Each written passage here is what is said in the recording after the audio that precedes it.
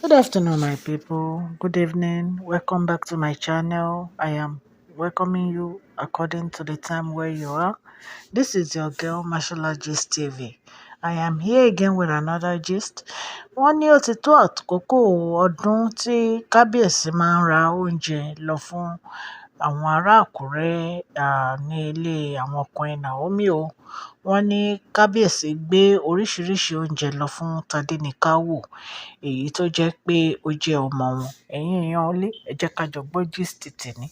If today is your first time on my channel, please I would like you to go straight to the notification bell and press it so that whenever I post any gist, you can get it. My name is Mashola. I normally speak Yoruba on my channel, sometimes English. To my old subscribers, I say thank you. Almighty will bless you. Òkè lọ́lá yín á máa lọ o. Ọlá yín ò ní lọ ìsàlẹ̀ láíláí. Èmi ọmọ yín ni Mashola Gist TV. Bí ẹ ṣe mọ Kábíyèsí wa, Kábíyèsí Ọọ̀ni of Ifẹ̀, Ọba wa Adéyẹyè Ògúnwùsì. Mo wólẹ̀ fòlẹ̀ adé o. Wọ́n ní wọ́n ti ra oríṣiríṣi oúnjẹ o. Ní apẹ̀rẹ̀, ní báàgì. Wọ́n ní wọ́n ti rà lọ sí Àkúrẹ́ fún ọmọ wọn, Tadenikawo. Ọdọọdún ni Kábíyèsí máa ń gbé oúnjẹ lọ. And Kabiyesi is a very good man, honestly. Ọkùnrin mélòó ló ń ṣerú nǹkan báyìí? Ẹ wo iye nǹkan tí Kabiyesi ti gbé ṣe fọ́mọ wọn. Kò lóǹkà. Mélòó la fẹ́ sọ, mélòó la fẹ́ rò? Kabiyesi gbégbèsè lórí Prince Tadenikawo. Kò sí nǹkan tí Queen Naomi fẹ́ tí Kabiyesi ò ṣe fún ọmọ wọn.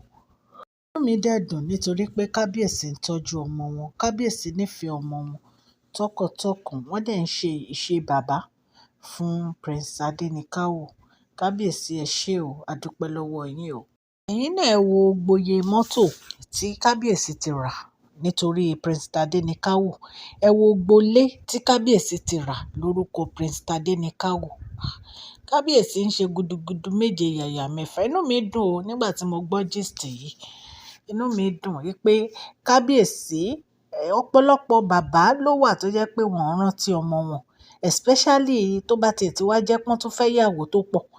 Ẹ̀yin náà wò pẹ̀lú bí ìyàwó ṣe pọ̀ tó ń palace yẹn, ọkàn Kábíyèsí ò kúrò lọ́dọ̀ Queen Naomi àtọmọ wọn. Inú mi dẹ̀ ń dùn nígbà tí mo gbọ́ nǹkan tí Kábíyèsí tún ṣe. Kábíyèsí ẹ ṣé o, a dúpẹ́ lọ́wọ́ yín. Bí Kábíyèsí ṣe wà yẹn, wọn ò ní ever jẹ́ kí ìyà jẹ Queen Naomi àti Prince Tadenikawo. Wọn ò ní ever. Kò sí nǹkan tí tán lè láwọn fẹ́ tí Kábíyèsí ò ní ṣe fún wọn. Nǹkan tó yẹ kí ọkùnrin máa ṣe nìyẹn. Ṣé ẹ ti ẹ̀ rí ìyẹn lásán? Wípé Kábíyèsí ń ṣe gudugudu méje yàyà mẹ́fà fún Kábíyèsí. Kábíyèsí, tẹ bá gbọ́ gbogbo oúnjẹ tí wọ́n ní wọ́n gbé lọ sí Àkúrẹ́ tán rà fún Tadenikawo. Kábíyèsí try gan o. Mo ṣàdúpẹ́. Mo dúpẹ́ lọ́wọ́ Kábíyèsí. Torí ọ̀pọ̀lọpọ̀ ọkùnrin ló wà tó jẹ́ pé wọ́n ti ẹ̀ ní kíá. Especially tọmọ wọn tó bá ti wà ní ọ̀dọ̀ obìnrin oríṣiríṣi. Wọn ò ní ronú ọmọ wọn. Ẹ̀yin náà ẹ̀yin náà wò láti bẹ̀rẹ̀. Ẹ wo nǹkan tí Kábíyèsí ń ṣe fún Queen Naomi. Ká tó wá ní ọmọ wọn, ọmọ tán bí nínú wọn. Ṣé Tadenikawo fẹ́ jẹ gbogbo oúnjẹ yẹn? Kò lè jẹ́ tán now. Ṣé ẹ̀yin náà, ẹ̀yin èèyàn ẹ rò? Ṣé Tadenikawo ní Kábíyèsí ra gbogbo oúnjẹ yẹn fún? Wọ́n ń pòwe fún wa ni. Ẹ wo ẹ̀yin èèyàn, kò sí nǹkan tó lè fa ìpínyà láàrin Kábíyèsí àti Queen Naomi. They love each other. Gbogbo ẹ̀yin èèyàn bí, ẹ lọ wá bí jókòó sí. Ẹ lè tú Kábíyèsí àti Queen Naomi ká àfi tẹ́ bá ń tanra yín. Ẹ gbá kámú. Orí ló yàn wọ́n pọ̀, ẹlẹ́dàá ló yàn wọ́n pọ̀. Kábíyèsí ti sẹ́ pé kádàrá ni. Tẹ́ bá ń follow gist mi, ẹ máa rí tí mo ṣe gist kádàrá. Ẹ̀yin náà wá dúró oúnjẹ tán lọ rù lọ sí Àkúrẹ́ tán ní ọmọ àwọn ló ní. Ṣé Tadenikawo fẹ́ jẹ ogbó iṣu ńláńlá? Àbó fẹ́ jẹ ráìsì báàgì mélòó? Àbó fẹ́ jẹ àgbò? Ṣó fẹ́ jẹ? Oúnjẹ mélòó ni Tadenikawo fẹ́ jẹ? gbogbo ẹ̀yin tẹ̀ ń sẹ́ pé kinní kan kábíyèsí èèyàn burúkú ni o, ẹ lọ gbẹ́nu yín sàn, ẹ gbẹ́nu yín sàn. Kábíyèsí lè jẹ́ èèyàn burúkú o ní sáìdì mi, ṣùgbọ́n nǹkan tí kábíyèsí ń ṣe fún ọmọ wọn yìí, honestly kò sí nǹkan tẹ́ ẹ lè sọ, because he is a very responsible father, very responsible father. Òun ni kábíyèsí sọ pé àwọn míì sọmọ àwọn fẹ́ tẹ̀kọ́ ọmọ àwọn lọ fún vacation. Ọkùnrin mélòó ló fẹ́ ṣe yẹn?